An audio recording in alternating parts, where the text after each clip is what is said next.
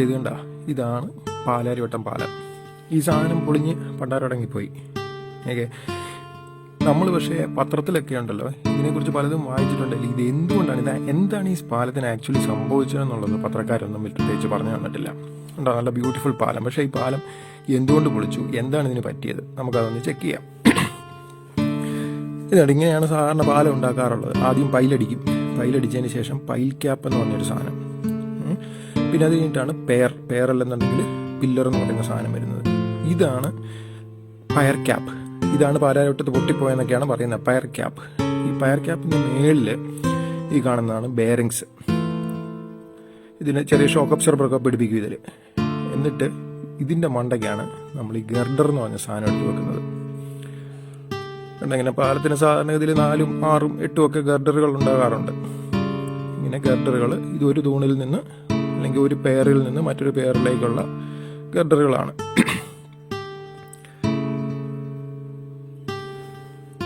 Okay, ഇനി നമുക്ക് ഒരു 2 സ്പാൻ, ഈ 2 തൂണുകൾക്കിടയിലുള്ള അകലത്തിന് പറയുന്നതാണ് സ്പാൻ എന്ന് പറയുന്നത്. ഓക്കെ, ആ സ്പാനയിലോട്ട് ഇതുപോലെ ഗർഡറുകൾ എടുത്ത് വെക്കും. ഈ പാലത്തിന് ഇങ്ങനെ ഇതുപോലെ 3 ഗർഡറുകൾ വെച്ചു. ഈ ഗർഡറുകൾ വെച്ചതിന് ശേഷം ഓരോന്ന് നമ്മൾ എഴുതി പിടിപ്പിച്ചേക്കാണ്. പയർ ക്യാപ്പ്, ഗർഡർ. ഈ ഗർഡറിൻ്റെ മേളിൽ നമ്മൾ വാർക്കും, അതാണ് ഡെക്ക് എന്ന് പറയുന്നത്. ഓക്കെ, ഇതിൻ്റെ മേളിൽ ടാർ ചെയ്താണ് വണ്ടികൾ സഞ്ചരിക്കാറുള്ളത്. ഇനി ഈ ഗർഡറുകൾ ഇങ്ങനെ വെച്ച് കഴിഞ്ഞ് കഴിഞ്ഞാൽ ഈ ഗർഡറുകൾ തമ്മിൽ ചെറിയൊരു വാർക്ക ചെയ്യാറുണ്ട്. അപ്പോൾ അതിന് പറയുന്നതെന്ന് പറഞ്ഞു കഴിഞ്ഞാൽ ക്രോസ് ഗർഡർ എന്നാണ് പറയുന്നത്. ക്രോസ് ഗർഡറുകൾ തമ്മിൽ ചെറിയ രീതിയിൽ വളരെ നൈസായിട്ടാണ് അത് ചെയ്യുന്നത്. ഗർഡറുകൾ തമ്മിലൊന്ന് ബന്ധിപ്പിച്ച് നിർത്തുക എന്നുള്ളത് മാത്രമേ ഉള്ളൂ. അതിന് ക്രോസ് ഗർഡർ എന്നാണ് ഇതിന് പറയുന്നത്. അതിന് വേറെ പ്രത്യേകിച്ച് ഇതൊന്നുമില്ല, ഭാരം താങ്ങാനൊന്നുമല്ല, ഗർഡറുകളെ തമ്മിലൊന്ന് ഇത് ചെയ്യാന്ന് മാത്രം. ഇനി നമുക്കിതിൻ്റെ ഒരു സൈഡ് വ്യൂ നോക്കാം. 2 തൂണുകൾ, അതിൽ ഒരു ഗർഡർ വെച്ചേക്കുന്നു. ഈ തൂണിൽ നിന്ന് അപ്പുറത്തുള്ള തൂണേക്ക് വേറൊരു ഗർഡറുകൾ. അപ്പോൾ ഇതിൻ്റെ ഈ ഗർഡറുകൾക്കിടയ്ക്ക് ചെറിയൊരു ഗ്യാപ്പ് വന്നേക്കുന്നു കേട്ടോ, ഒരു ഗ്യാപ്പ്. ഇതെന്തിനാണെന്ന് വെച്ച് കഴിഞ്ഞാൽ ചൂടാകുമ്പോൾ ഗർഡർ എക്സ്പാൻഡ് ചെയ്യുമ്പോഴത്തേനും അതിന് എക്സ്പാൻഷനുള്ള സ്പേസ് ആണ്, അതിന് എക്സ്പാൻഷൻ ഗ്യാപ്പ് എന്ന് പറയും. അപ്പോൾ ആ എക്സ്പാൻഷൻ ഗ്യാപ്പ് സാധാരണഗതിയിൽ എന്തെങ്കിലും റബ്ബറൊക്കെ വെച്ച് ഫില്ല് ചെയ്യും, അതിനാണ് എക്സ്പാൻഷൻ ജോയിൻ്റ് എന്ന് പറയുന്നത്. ഇനിയിപ്പം അങ്ങനെ ഒരു ഗ്യാപ്പ് ഇല്ലെന്നുണ്ടെങ്കിൽ എന്ത് സംഭവിക്കുമെന്ന് നോക്കാം. അങ്ങനെ ഒരു ഗ്യാപ്പ് ഇല്ലെന്നുണ്ടെങ്കിൽ ഇതിനകത്ത് ഗ്യാപ്പില്ല, പാലാരിവട്ടത്തും ഗ്യാപ്പ് ഇല്ലെന്നാണ് നമ്മൾ പത്രത്തിൽ വായിച്ചത്. ഈ ഗ്യാപ്പ് ഇല്ലെന്നുണ്ടെങ്കിൽ എന്ത് സംഭവിക്കും, ഇത് എക്സ്പാൻഡ് ചെയ്യാൻ സ്ഥലമില്ലാതെ ഇത് താഴോട്ടിങ്ങനെ സാഗ് ചെയ്ത് വരും.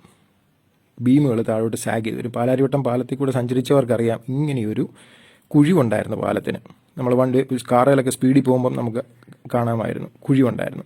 ഇനി ആക്ച്വലി പാലാരിവട്ടം പാലത്തിൻ്റെ ഗർഡർ നമുക്കൊന്ന് സംഭവിക്കുക, എങ്ങനെ ഈ എക്സ്പാൻഷൻ ജോയിൻ്റ് എന്തുകൊണ്ട് അവിടെ വന്നില്ല, അതിടാനുള്ള സ്പേസ് എന്തുകൊണ്ട് ഇവർക്ക് കിട്ടിയില്ല എന്നുള്ളത് ഇതിനകത്തുനിന്ന് വളരെ വ്യക്തമാവും.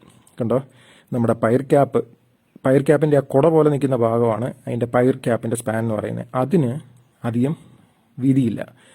10 ഗർഡറുകളുണ്ട് പാലാരിവട്ടം പാലത്തിൽ, 10 ഗർഡറുകൾ.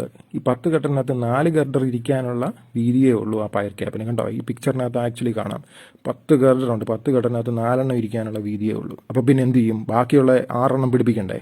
അതിനെന്നാ ഇതെന്ന് വെച്ച് കഴിഞ്ഞാൽ ഇവന്മാർ ഒരു ക്രോസ് ഗർഡർ അങ്ങ് വാർത്തു, ഭയങ്കര വീതി കൂടിയ ഈ ഭാരം താങ്ങാനായിട്ടുള്ള ഒരു ക്രോസ് ഗർഡർ, ബാക്കിയുള്ള ഗർഡറിനെയും കൂടെ താങ്ങി നിർത്താനുള്ള ക്രോസ് ഗർഡർ അങ്ങോട്ട് വാർത്ത് പിടിപ്പിച്ചു. അപ്പോൾ അതിൻ്റെ ഭാരം കാരണം പയർ ക്യാപ്പിന് വിള്ളലുണ്ടായി. പിന്നെ എക്സ്പാൻഷൻ ജോയിൻറ്റിനുള്ള സ്പേസ് അവിടെ ഇല്ലാതെ പോയി. സ്പേസ് ഇല്ലാഞ്ഞുകൊണ്ട് പാലം സാഗ് ചെയ്യാൻ തുടങ്ങി, പാലം സാഗ് ചെയ്ത് താഴോട്ട് വരാൻ തുടങ്ങി. കണ്ടോ, പിന്നെ അതുപോലെ ഈ എക്സസീവ് വെയിറ്റ്, ഈ 10 ഗർഡറിൻ്റെ വെയിറ്റാണ് ഈ പറയുന്ന ബെയറിങ്ങിലോട്ട് പിടിപ്പിച്ചേക്കുന്നത്. ആ വെയിറ്റ് ആ ബെയറിങ്ങിന് താങ്ങാൻ മേലാതെ ബെയറിങ്ങും പൊട്ടിപ്പോയി. ഇതാണ് പാലാരിവട്ടത്ത് ആക്ച്വലി സംഭവിച്ചത്. ഇത് എത്ര പത്രങ്ങൾ നിങ്ങളെ അറിയിച്ചു? അപ്പോൾ ഇതിൽ നിന്ന് വളരെ വ്യക്തമാണ്, ഇതിനകത്ത് പാലത്തിൻ്റെ ഡിസൈനിൽ തന്നെ പ്രശ്നങ്ങളുണ്ടായിരുന്നു. പാലം പണിതുകൊണ്ടിരുന്നപ്പോഴത്തേനും മതിയായ സൂപ്പർവിഷൻ ഇല്ലായിരുന്നു. അതായത് ആ പയർ ക്യാപ്പിൻ്റെ വിഡ്ത്ത് അത് എത്രമാത്രം വേണമെന്നുള്ളത് ഇവന്മാർ കണ്ടെത്തിയിരുന്നില്ല. സാധാരണഗതിയിൽ ഇങ്ങനെയുള്ള വലിയ പാലങ്ങൾക്ക് 2 പയർ ക്യാപ്പുകൾ, 2 പയറുകൾ അടിച്ചിട്ട് 2 പയർ ക്യാപ്പുകൾ കാണും. എന്നിട്ട് അതിൽ 4 8 എണ്ണം വെച്ചാണ് ഗർഡറുകളൊക്കെ പിടിപ്പിക്കാറുള്ളത്. ഇവിടെ അതിന് പകരം അവന്മാർ സെൻറ്ററിൽ കൂടെ ഒറ്റ പയർ മാത്രമേ അടിച്ചുള്ളൂ. അത് അടിച്ച് കുറേ അങ്ങ് ചെന്ന് കഴിഞ്ഞപ്പോഴായിരിക്കും ഇവർക്ക് മനസ്സിലായത് അയ്യോ ഇതേ താങ്ങുകയല്ലോ എന്ന്. അപ്പോൾ പിന്നെ എന്ത് ചെയ്തു, സർക്കസ് കാണിച്ച് 10 എണ്ണം താങ്ങാനായിട്ടുള്ള